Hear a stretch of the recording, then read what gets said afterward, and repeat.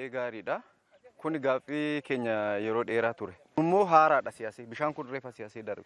Kanaaf fuuldura irratti waan inni ta'u kana ilaallee bu'aasaa fuudhamma kan koo amma iddoo kanatti 5,000 kaareedha. Kun fuuldura kana jira daree qopheesseera.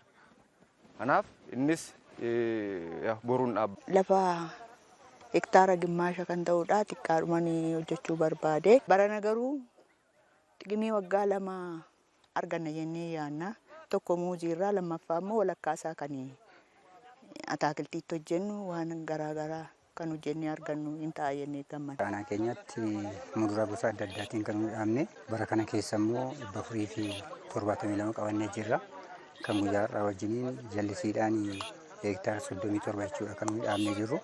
Kanneen hafan immoo roobaa fi amma jallisii bakka biraa jiruutiin kan itti fuunu ta'a jechuudha. Kan misooma muduraatiin wal qabatu godinni keenya sadarkaa baay'ee gaarii ta'etti jijjiirama asitti muduraa irratti xiyyeeffannoo guddaan kennamee hojjetamaa jira. Muduraa irratti xiyyeeffannoo guddaa kennine yoo hojjenne baay'ee bu'a qabeessa akka ta'e